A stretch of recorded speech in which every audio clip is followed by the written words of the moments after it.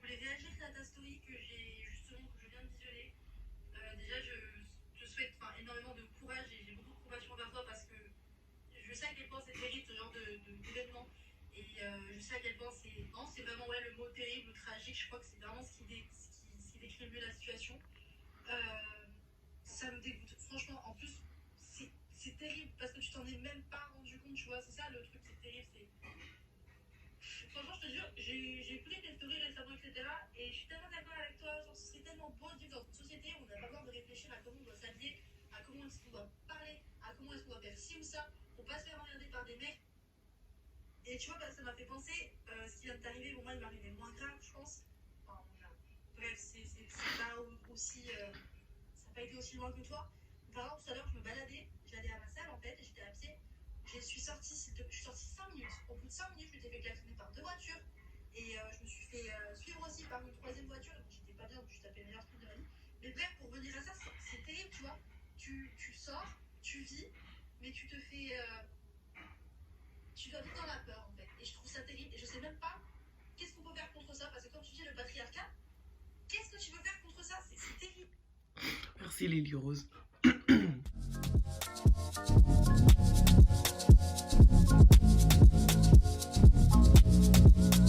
Ok, c'est parti.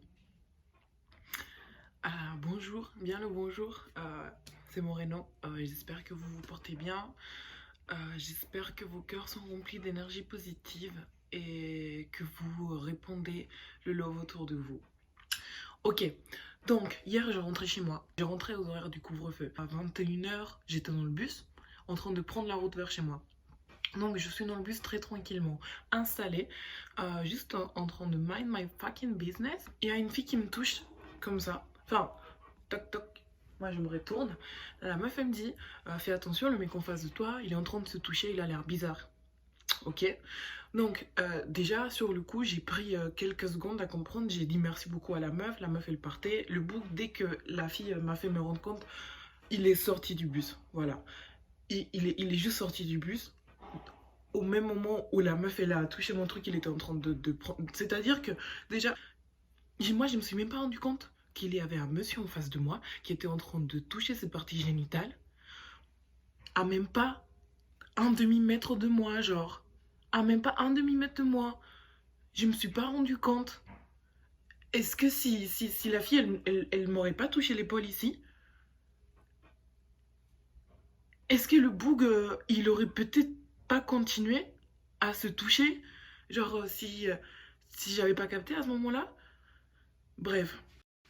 Donc, ça s'était passé 4 arrêts avant l'arrêt que j'arrive chez moi. Donc, pendant 4 arrêts, là, le bus était carrément vidé.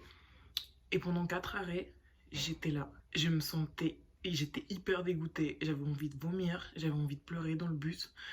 Et je suis quand même restée calme. Et j'ai attendu jusqu'au moment où je suis arrivée chez moi. Donc il a fallu que j'attende mes 4 arrêts, que j'arrive chez moi, que je marche jusqu'à chez moi. Et là, j'ai enfin pu commencer à respirer. Et les larmes sont sorties parce que j'ai subi une agression. Et ça m'énerve. Je suis là, je demande rien.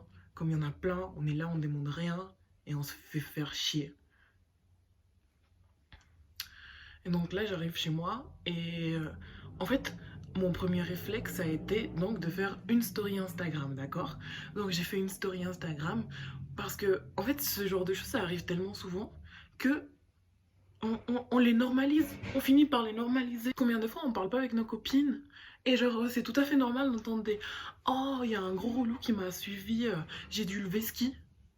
Et enfin pour nous c'est juste un truc de plus dans notre quotidien. Genre il y a un mec qui te suit, bah voilà, il faut faire avec, t'as juste à te démerder pour lever ski et trouver des trucs et genre c'est tout à fait normal. À quel moment est-ce que on en est arrivé à normaliser les agressions sexuelles? À quel moment est-ce que c'est banal qu'il y a un mec qui te suive, qu'il y a un mec qui te siffle, qu'il y a un mec qui te hey hey dans la rue? À quel moment est-ce qu'on a banalisé ça? Ce sera jamais normal. Entendez-moi bien, ce ne sera jamais normal. Donc, j'ai préparé dans ma story Instagram. Story Instagram, je connais quasiment tous mes abonnés. Genre, voilà, quasiment toutes les personnes qui me suivent, je les connais, on s'est déjà vu au moins une fois dans notre vie. Je savais que j'ai posté la story, j'étais en état de choc. Dans ma story, j'ai bégayé, je vais sûrement la mettre par ici. Je viens de subir une agression sexuelle dans le bus. Ça faisait super longtemps que ça m'était pas arrivé. Et en fait, ce qui me fait vraiment peur, c'est que je m'étais même pas rendu compte. Le pire, c'est que j'étais en train de faire quoi? J'étais sur mon téléphone, en train de répondre à quelqu'un et en train de parler du souci, du patriarcat, de la sexualisation de la femme. Et là, y a deux filles qui me touchent l'épaule et qui me disent fais attention, le mec en face de toi, il est en train de se toucher. Genre, c'est quoi ce bordel?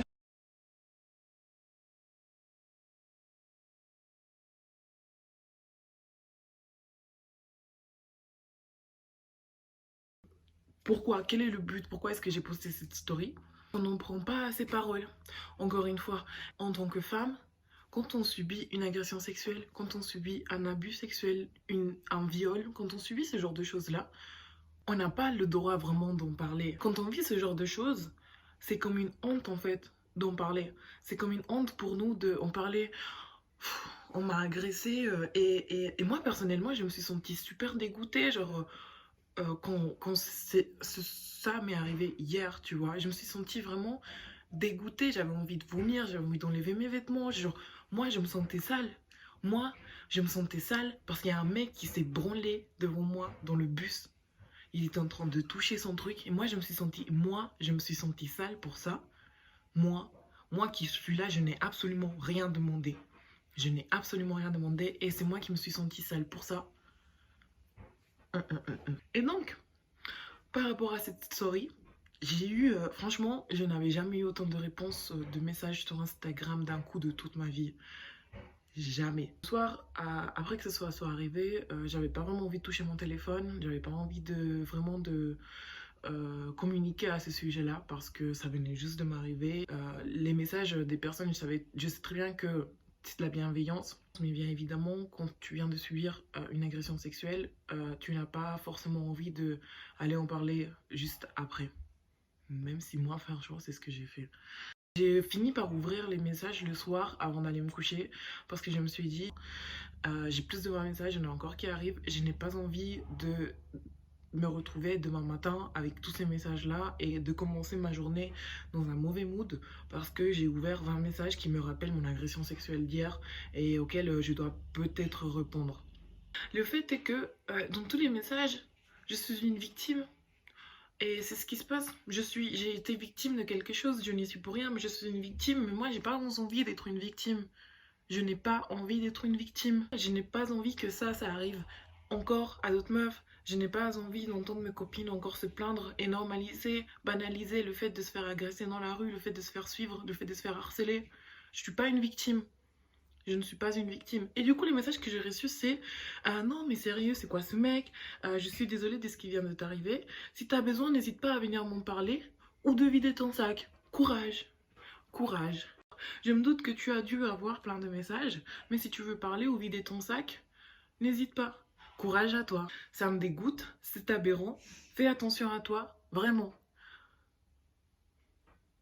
Que je fasse attention ou pas à moi, ça ne changerait en fait qu'il y a un mec qui s'est branlé devant moi, ça ne changerait en fait qu'il y a des copines qui se font suivre dans la rue quand elles rentrent chez elles, ça ne changerait en fait que le harcèlement de rue, il continue, ça ne change pas au fait que les agressions sexuelles, elles changent. Donc en fait, j'étais là en mode, oui, tous les messages sont super bienveillants, toutes les personnes qui ont écrit ces messages, c'est parce que déjà, elles me connaissent, parce que déjà, elles savent qui je suis.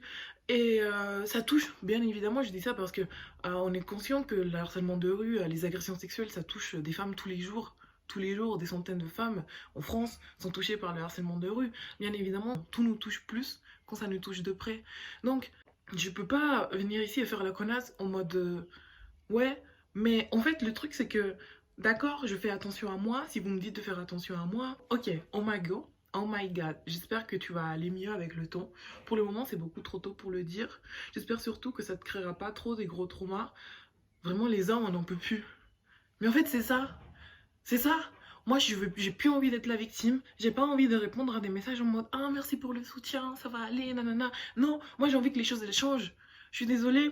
Et souvent quand je parle de ce genre de trucs là, on me dit oui, mais en fait ça va jamais changer parce qu'en fait on est dans une société et ça a toujours été comme ça va toujours rester comme ça. Et on me dit des fois oui, mais les changements sont minimes ou je sais pas quoi. Moi je suis là en mode mais en fait si on fait pas en sorte que les minimes changements ils commencent à devenir plus grands, il y aura rien qui va changer. Donc en fait j'ai reçu quasiment 30 messages.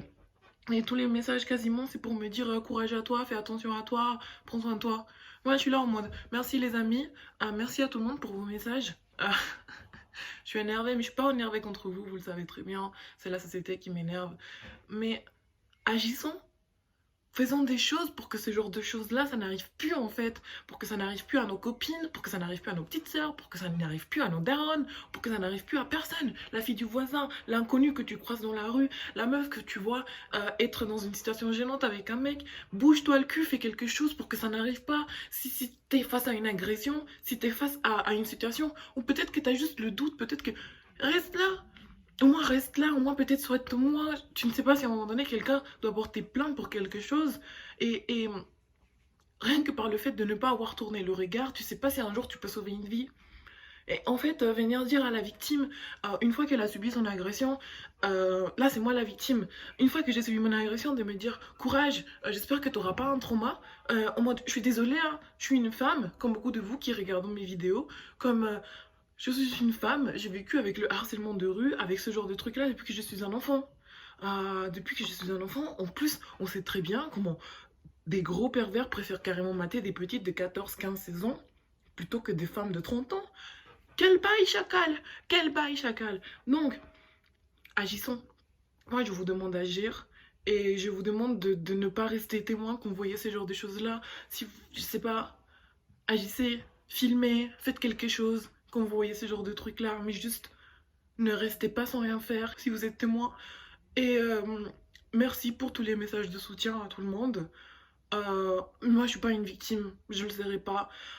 Je suis pas une victime. Ce genre de truc, je sais très bien que ça va continuer à m'arriver dans ma vie. Je vais faire tout ce que je peux en fait dans ma vie pour pouvoir faire en sorte que ce genre de choses-là n'arrivent plus. Que ce soit à moi, que ce soit à mes copines, que ce soit aux inconnus. C'est pas normal. On va pas banaliser ça. Je vais jamais faire genre que c'est ok. Donc, ouais. Et voilà, je suis pas une victime. C'est des agresseurs. Je ne suis pas une victime, ils sont agresseurs. Moi, je suis là, j'ai rien demandé.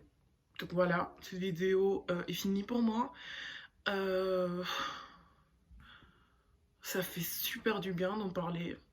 Period. Maintenant, je vais passer une belle journée avec le beau soleil. Je tiens à vous remercier si vous avez regardé cette vidéo jusqu'au bout. Je vous remercie également d'avance si ça vous touche quelque chose et que du coup vous commencez à agir dans la rue. Je vous remercie d'avance si vous commencez à devenir solitaire dans la rue, dans les transports, partout, sur les réseaux sociaux. Et n'hésitez pas à vous abonner à la chaîne, n'hésitez pas à me lâcher un petit like ou un petit commentaire si ça vous a plu. Également, si vous avez été victime de agression sexuelle au cours de votre vie, moi je suis toujours une porte ouverte. You can come as you are. Et voilà, franchement, si jamais vous avez envie de parler et que vous ne savez pas à qui parler, I'm here. Je suis quelqu'un d'assez discret. Donc voilà. Sur ce, je vous fais des gros bisous et je vous dis à bientôt.